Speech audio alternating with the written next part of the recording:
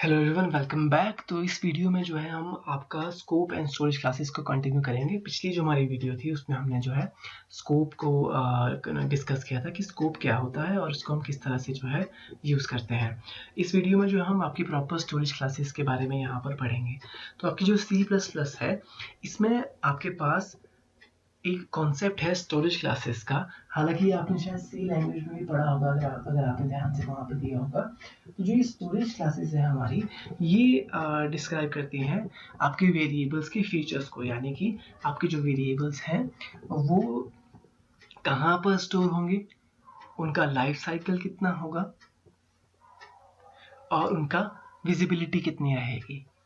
Okay, तो ये जो इनके फीचर्स हैं वो आपके जो है डिस्क्राइब किए जाते हैं स्टोरेज क्लासेस के द्वारा। आपके पास जो है यहाँ पर टोटल 5 स्टोरेज क्लासेस अवेलेबल हैं, जो कि है auto, register, external, static and mutable. इन पांचों में से हम जो है सिर्फ 4 को पढ़ेंगे, जो पहली 4 थी। म्यूटेबल को हम यहाँ पर डिस्कस फिलहाल नहीं करेंगे क्योंकि वो आपके सिलेबस में नहीं है। और तो जो हमारा स्टोरेज क्लासेस है वो जो है हमेशा हम यूज़ करते हैं जब भी कोई वेरिएबल हम बनाते हैं, राइट। जब भी आप कोई नया वेरिएबल क्रिएट करते हो तो उनके साथ हम स्टोरेज क्लासेस का यूज़ करते हैं। लेकिन आप सोच रहे होंगे कि इससे पहले जो है हमने हमेशा क्या किया है, जब भी वेरिएबल बनाया हमने कुछ इस तरह से लिख दिया है int a, राइट। तो यहाँ पे स्टोरेज क्लास कहाँ पर है, राइट। तो यहाँ पर जो है हमने कभी स्टोरेज क्लास को नहीं बताया है कि ये कौन सी स्टोरेज क्लास है। तो पहले हम उसका सिंटेक्स चेक कर लेते हैं कि सिंटेक्स क्या होता है स्टोरेज क्लास को यूज करने का। तो सबसे पहले हम क्या करते हैं, आपका स्टोरेज क्लास का जो कीवर्ड है वो लिखा जाता है। उसके बाद जिस डेटा टाइप का आपको वेरिएबल क्रिएट करना है वो लिखते हैं नॉर्मली, जैसे हम पहले से करते आ रहे हैं। उसके बाद आप लिखते हो अपने वेरिएबल नेम। तो इस तरह से जो है हम स्टोरेज क्लासेस का यूज करके वेरिएबल्स को क्रिएट करते हैं। ओके, तो अगर मैं यहाँ पर इस तरह से लिखता हूँ int a, तो ये हमारा एक वेरिएबल बन गया जो कि है इंटीजर टाइप का। ठीक है, डेटा टाइप इसका इंटीजर है और वेरिएबल नेम क्या है इसका, वेरिएबल नेम है इसका a, इस तरह से। ओके, तो आप सोच रहे होंगे मैंने कहा था आपको कि भाई हम स्टोरेज क्लासेस का तो यूज करते हैं हमेशा, लेकिन हमने तो कभी यूज नहीं किया। तो हमने उसका इसलिए नहीं किया क्योंकि जो पहली हमारी स्टोरेज क्लास है वो है ऑटोमेटिक। अब जो ऑटोमेटिक स्टोरेज क्लास है उसका जो कीवर्ड है वो है ऑटो। ओके, ऑटोमेटिक जो हमारी स्टोरेज क्लास है उसका कीवर्ड है ऑटो। और ये जो कीवर्ड है आपका ये ऑप्शनल होता है। अगर आप लिखते हो तो जो आपका वेरिएबल है उसको ऑटो माना जाता है ऑब्वियसली, लेकिन अगर आप इसको यहाँ पर नहीं लिखते हो तब भी उस वेरिएबल को जो है वो ऑटो माना जाता है।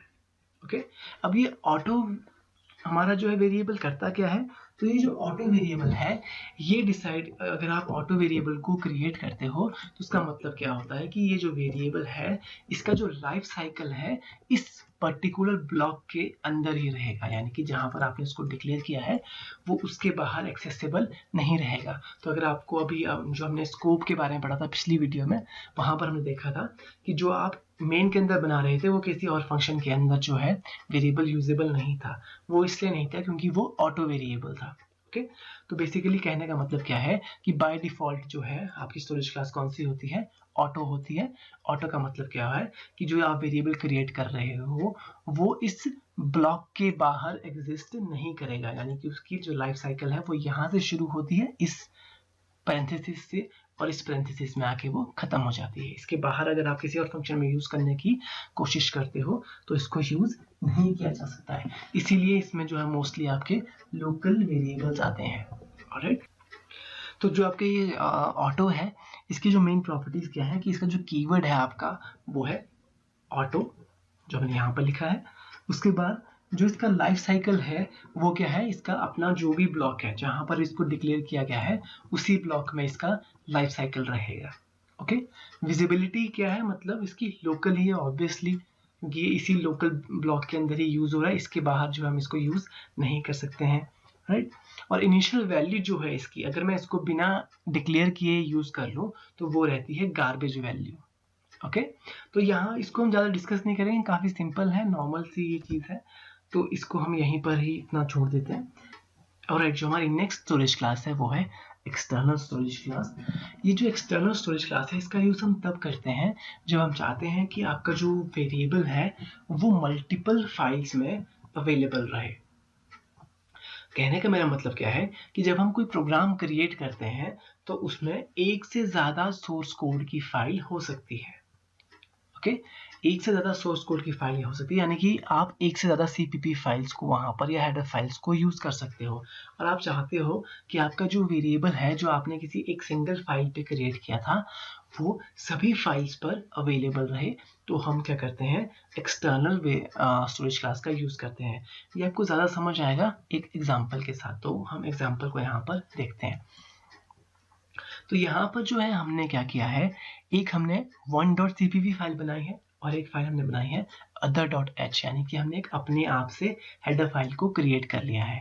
राइट, सिंपली क्या करते हो, आप एक फाइल बनाते हो जिसका एक्सटेंशन .h होता है और उसके बाद आप यहाँ पर उसको हेडर फाइल की तरह यूज कर सकते हो। राइट, तो इस हेडर फाइल में मैंने क्या किया, यहाँ पर एक वेरिएबल क्रिएट कर लिया है 1000। राइट, और मैं चाहता हूं कि ये जो मेरा वेरिएबल है ये थ्रू आउट जितनी भी मेरे पास फाइल्स अवेलेबल हैं उन सभी फाइल्स में यूज हो सके। तो उसके लिए हम क्या करेंगे, एक्सटर्नल स्टोरेज क्लास का यूज करते हैं। राइट, तो जो एक्सटर्नल स्टोरेज क्लास है उसका यूज हम टारगेट पे करते हैं, यानी कि ये वाला जो वेरिएबल है मुझे इस वन पे यूज करना है, तो हम उसका यूज एक्सटर्नल स्टोरेज क्लास को यहाँ पर अप्लाई करेंगे। ओके, तो देखिए आपको करना क्या होता है, यहाँ पर एक वेरिएबल क्रिएट करना होता है जो कि आपकी दूसरी फाइल की वेरिएबल के साथ लिंक हो जाएगा। ओके, तो यहाँ पर हमने क्या किया है, extern int a variable create कर लिया है। राइट, एक्सटर्न इंट ए, ये हमने वेरिएबल क्रिएट कर दिया है। ये जो है हमारा वेरिएबल वो लिंक हो जाएगा किसके साथ, इस वाले के साथ। लेकिन कैसे लिंक होगा, उसके लिए जो है हमें ये हेडर फाइल को इंक्लूड करना पड़ेगा इस सीपीपी फाइल पे।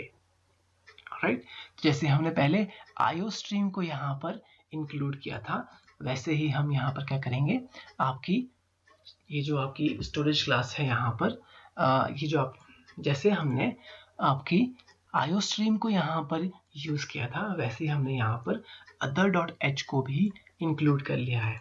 राइट, इन दोनों में डिफरेंस यहाँ पे हमने ग्रेटर देन लेस देन का यूज किया है, यहाँ पर हमने जो है कोटेशन का यूज किया है। ओके, तो ये आपने मुझे खुद बताना है कि इनका यूज हम इस तरह से क्यों करेंगे। यहाँ पर मैंने ये क्यों नहीं लगाए, ये आपके लिए एक तरह से होमवर्क है। ऑलराइट, तो बेसिकली हमें यहाँ पर बस इतना ध्यान रखना है कि मैंने क्या किया, एक फाइल बनाई है हेडर फाइल, वहाँ पे एक वेरिएबल को क्रिएट किया है जिसको मैं यूज करना चाहता हूँ इस फाइल के अंदर। तो मैंने क्या किया, उस हेडर फाइल को यहाँ पर इंक्लूड कर लिया यूजिंग #include प्रीप्रोसेसर डायरेक्टिव। उसके बाद हम क्या करेंगे, इसके अंदर एक वेरिएबल क्रिएट कर लेंगे जो कि है इंट ए, और वहाँ पर हम एक्सटर्न का यूज करेंगे स्टोरेज क्लास का। तो उससे क्या पता चलेगा हमें कि ये जो आपकी स्टोरेज क्लास है, ये जो आपका वेरिएबल है वो एक्सटर्नल वेरिएबल है, यानी कि वो किसी और जगह पर एग्जिस्ट करता है। ओके, तो उसके बाद जब हमने यहाँ पे उसको यूज किया, एक्सटर्नल वेरिएबल को यहाँ पर हमने यूज किया, तो यहाँ पर जब इसको प्रिंट किया जाएगा तो क्या होगा, कंट्रोल आपका जो है वो पहले इंट वेरिएबल के अंदर चेक करेगा कि क्या यहाँ पर वो वेरिएबल है, तो हमें पता है कि यहाँ पर नहीं है जब आप इसको देखोगे। राइट, तो उसके बाद क्या करेगा, वो चेक करेगा कि क्या कोई ग्लोबल वेरिएबल तो नहीं है, तो यहाँ पर देखेगा कि हाँ यहाँ पर इसे ये मिल गया, लेकिन ये यहाँ पर इसकी क्लास कौन सी है, एक्सटर्नल।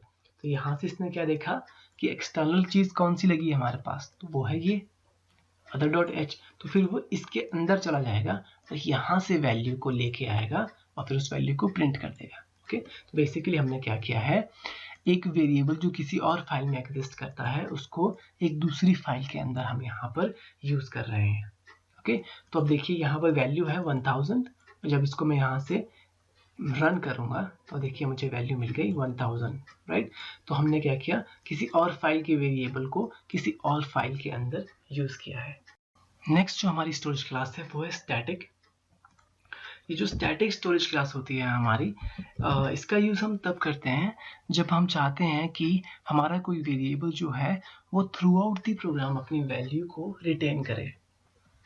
ओके, कहने का मेरा मतलब ये है कि इससे पहले जब हम कोई वेरिएबल्स क्रिएट करते थे तो उनकी जो लाइफ थी, जैसे कि मान लीजिए यहाँ पर ये आई वेरिएबल है, इसकी जो लाइफ है वो यहाँ से यहाँ तक ही है।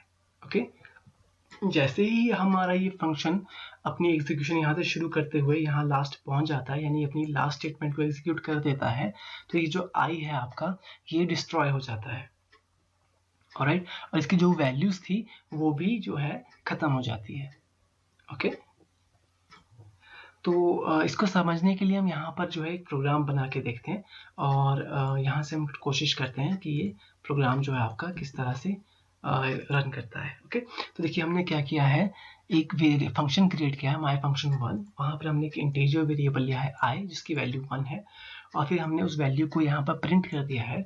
और उसके बाद हम ऐसा करते हैं, यहाँ पर आई की जो वैल्यू है उसको हम 1 से इंक्रीज कर देते हैं। ओके, तो क्या होगा, जैसे ही ये प्रोग्राम मेन के अंदर आप इसकी कॉल करोगे, एक वेरिएबल बनेगा आई, उसकी वैल्यू प्रिंट हो जाएगी, उसके बाद उसकी वैल्यू है 1 से इंक्रीज हो जाएगी। ऑलराइट, तो इसको हम रन करते हैं यहाँ से, और देखिए वैल्यू क्या मिली हमें यहाँ पर, the value of I is 1, obviously 1 है, लेकिन उसके बाद क्या हुआ था, आई की वैल्यू इंक्रीज हुई थी। तो अब अगर इसको हम यहाँ पर एक और बार रन करते हैं फंक्शन को, तो इस फंक्शन को मैंने यहाँ से कॉपी किया और यहाँ पर पेस्ट कर दिया। ओके, तो ये फंक्शन मैं 2 बार रन कर रहा हूँ अब, तो देखते हैं क्या होगा। जब इसको हम फर्स्ट टाइम रन करेंगे यहाँ से, तो ये एक बार यहाँ से रन होगा, खत्म, यहाँ पर आई की वैल्यू को आई को डिक्लेयर करेगा, उसके बाद जो आई को प्रिंट करेगा और आई की वैल्यू को 1 से इंक्रीज कर देगा। उसके बाद क्या करेगा, दोबारा से इसको रन करेंगे। तो आगे इसको ट्राई करते हैं। तो देखिए हमें क्या मिला, आई की वैल्यू 1, आई की वैल्यू 1। तो यहाँ पर क्या हो रहा है, जितनी बार हम रन कर रहे हैं प्रोग्राम को, उतनी बार आपका जो है फंक्शन वो क्या कर रहा है, दोबारा से आई को डिक्लेयर कर रहा है। तो आई जो है वो जैसे ही प्रोग्राम खत्म होता है डिस्ट्रॉय होता है, और फिर यहाँ पर दोबारा से वो क्रिएट हो जाता है जब भी रन करते हैं। तो आई जो है अपनी वैल्यू को यहाँ पर रिटेन नहीं कर पा रहा है। ओके, तो लेकिन कई बार मे भी आपको ऐसी जरूरत पड़े कि आप चाहते हैं कि ये जो आई है वो अपनी वैल्यू को रिटेन करें। मान लीजिए आप चाहते हो ये पता करना कि ये जो हमारा माय फंक्शन प्रोग्राम है उसको कितनी बार रन किया गया है, ऐसा हम कॉन्सेप्ट समझ लेते हैं। ओके, तो आप चाहते हो कि ये जो आई वेरिएबल है हमें ये बताएगा कि ये जो फंक्शन है आपका वो कितनी बार रन हुआ है। ठीक है, तो ऐसे करते हैं, इसको मैं यहाँ से चेंज कर देता हूँ, यहाँ लिख देते हैं number of time function executed. Okay, तो ये हमें अब बताएगा कि फंक्शन कितनी बार रन हुआ है। एक बार इसको हम दोबारा से रन करते हैं तो क्या होगा, देखिए हमेशा ये 1 टाइम बता रहा है। सॉरी, मैंने इसको कंपाइल नहीं किया था, कंपाइल करके एक बार दोबारा रन करते हैं। ये देखिए number of time function executed 1, जबकि हमने तो कितनी बार रन किया है, 2 बार। तो यहाँ पे हो क्या रहा है एक्चुअली में कि जो ये आपका फंक्शन है वो बार बार जो है आई को डिक्लेयर कर रहा है। राइट, तो हम चाहते हैं कि ये ऐसा ना हो, आई जो है अपनी वैल्यू को रिटेन करे, ताकि हम एक्चुअली में बता सकें कि हमारा जो फंक्शन वो कितनी बार रन हुआ है। तो उसके लिए हम क्या करेंगे, स्टैटिक जो है आपकी स्टोरेज क्लास का यूज करते हैं। तो आप सिंपली क्या करोगे, इसके आगे लिख दोगे स्टैटिक, और ये जो है आपका वेरिएबल जो है वो बन जाएगा static variables by using static storage class. तो अब अगर हम इसको यहाँ पर कंपाइल करके एक बार दोबारा से रन करते हैं, तो देखिए अब क्या आ रहा है, number of time function is executed 1, number of time function is executed 2। तो अगर मैं इसको दोबारा से यहाँ पर कॉपी करता हूँ, इसको मैं काफ़ी बार पेस्ट कर दिया, यहाँ पर कंपाइल करके दोबारा से रन करते हैं, तो देखिए नंबर ऑफ टाइम एग्जीक्यूटेड 5। तो अब क्या कर रहा है, जैसे हमने एक बार फंक्शन कॉल करी, आपका कंट्रोल यहाँ पे गया, उसने जब फर्स्ट टाइम इसको रन करेगा तो यहाँ पर आपके वेरिएबल को ये क्रिएट कर देगा। ओके, उसके बाद सेकंड आपकी वैल्यू इसको प्रिंट करेगा, 1 प्रिंट हो जाएगा, उसको 1 से इंक्रीज कर देगा। उसके बाद जब आप इसको सेकंड टाइम रन करोगे, इस बार क्या होगा, आपके कंपाइलर को पता है कि ये जो वेरिएबल है वो स्टैटिक है और वो पहले एक बार रन हो चुका है। तो अब इसको वो दोबारा से इस पूरी की पूरी जो ये जो आपकी स्टेटमेंट है इसको क्या करेगा, इग्नोर करके सीधा यहाँ पर चला जाएगा और फिर यहाँ पर। ठीक है, तो यानी कि जब आप 1 टाइम रन कर देते हो, उसके बाद दोबारा जितनी बार भी आप फंक्शन की कॉल करोगे तो क्या होगा, स्टैटिक जो आपके वेरिएबल्स हैं उनकी जो डिक्लेरेशन है उसको इग्नोर कर दिया जाता है। ओके तो इनका यूज हम तब करते हैं जब आप चाहते हो कि आपका कोई वेरिएबल जो है वो थ्रू आउट द प्रोग्राम अपनी वैल्यू को रिटेन करे, जितनी बार भी आप कॉल करो उतनी बार उस वैल्यू को वो रिटेन करे। ओके तो ये जो स्टैटिक वेरिएबल है आपका, इसकी जो कीवर्ड है वो स्टैटिक है यहाँ पर, उसकी जो लाइफ साइकिल है वो पूरे प्रोग्राम में रहता है, और जो इसकी वैल्यू रहती है वो 0 रहती है, यानी कि अगर आप इसको डिक्लेयर नहीं, इसको इनिशियलाइज नहीं करते हो तो वैल्यू आपकी वहाँ पर 0 रहेगी। और जो हमारी नेक्स्ट स्टोरेज क्लास बची है अब वो है रजिस्टर स्टोरेज क्लास। ये जो हमारी रजिस्टर स्टोरेज क्लास है ये ऑलमोस्ट सेम है आपकी ऑटो की तरह, जो हमने ऑटो स्टोरेज क्लास पढ़ी थी। इसमें जो है क्या होता है, जो ऑटो स्टोरेज क्लास होती है आपकी वो क्या करती है, आपके नॉर्मल वेरिएबल्स को क्रिएट करती है। जब आप कोई ऑटो वेरिएबल बनाते हो तो वो कहाँ स्टोर होता है आपका मेमोरी के अंदर, यानी कि रैम के अंदर। लेकिन कई बार जो है आपने लेकिन कई बार